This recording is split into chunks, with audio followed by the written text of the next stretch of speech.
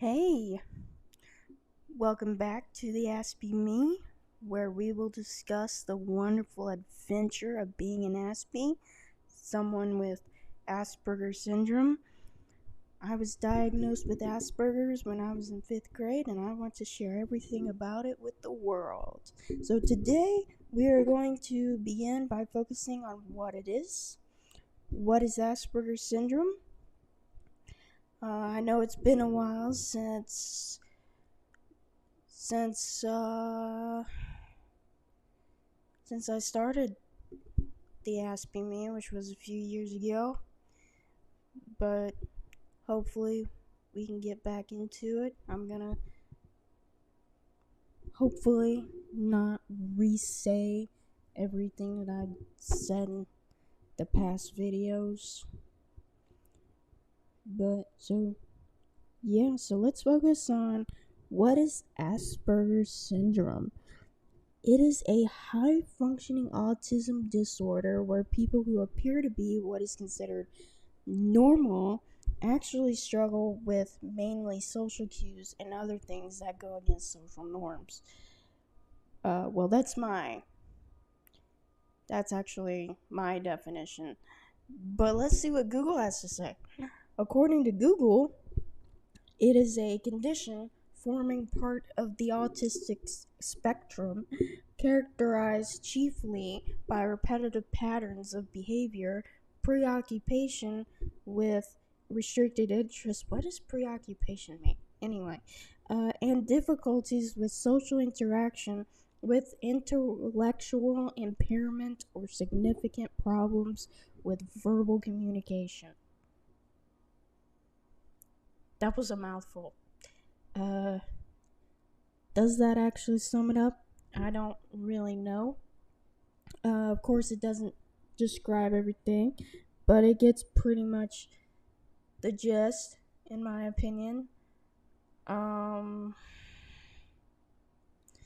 People with Asperger's do have sensory sensitivity, love routines, don't like change, and are very intellectual compared to peers when it comes to facts.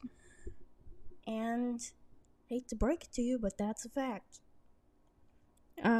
Unfortunately, once you get them to do anything socially, that is where everything starts to become a problem. And I feel like I just repeated the definition, just in a different way. Did I repeat myself? Anyway, as it turns out, people don't like it when you don't know how to socialize, and they judge you for it. So, um, so yeah, some Aspies actually go throughout life without an ounce of empathy or sympathy. I am actually thankful to have a loving family and to have had the opportunity to be diagnosed, because there are Aspies out there who are never diagnosed because people would rather judge them than actually help them. By being autistic, I have learned how cruel people can be to one another, and it all starts with judgment, which is actually hypocritical because everyone has issues. Mine just happens to be the fact that I struggle socially and that I have to learn how to not be a butthead sometimes. Um, uh, if you see how people view us through TV shows or social media or movies, we seem to come across as stupid or use our geniusness to make us appear as a bunch of buttheads. But we are not. We just need the proper direction and guidance on how to socialize. I am 22 years old and I still end up getting lectures on how to socialize better. So do not expect a diagnosed Aspie to know how to socialize overnight. Uh, it's it's not like it's uh it's not gonna happen overnight. It's just not. Um, it's not like you can just give them a video and be like, "This is how to socialize," and then it'll work. Uh, so yeah, do not expect and ask me to know how to socialize overnight. Socializing is actually harder than it looks sometimes, so I have to take breaks by having alone time. Like, I know everybody wants alone time, but like, I have to take more breaks because it is frustrating having to read all of these social cues all the time and having to think about what I'm about to say. Think about, okay, am I going to say the right thing, or is it going to come out wrong? Luckily, I'm around loving people, and they know that when I say something in a stupid way, they can just ask me, like, can you rephrase it?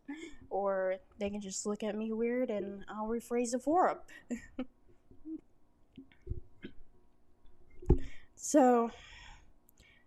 So I like to say that I'm an introverted extrovert because I like to hang out with people, but my social battery runs out fast because of all the social cue reading I have to do. People without autism can read social cues automatically, but people with autism have to read social cues manually, which is terrible.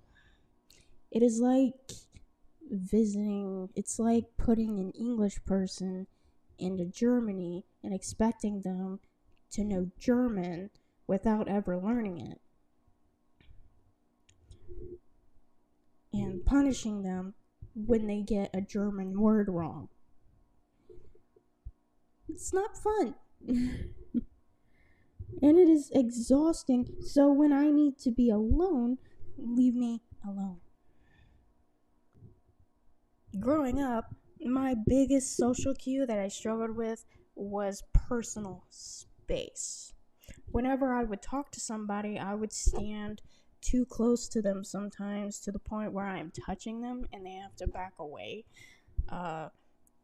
As I am socializing, I do not notice this, so please be patient. Over the years, I actually have a technique that I use where I pick a spot on the floor or pick something like a chair or a table or a counter and tell myself not to pass it, which is actually very helpful. But I still sometimes get into people's personal space, so if I notice that I have passed it, I will back up to where I was, behind it or beside it or whatever the spot on the floor was. So please be patient with me as I socialize with you. One thing I have definitely noticed is that neurotypicals treat autistic individuals like they have a disease or something.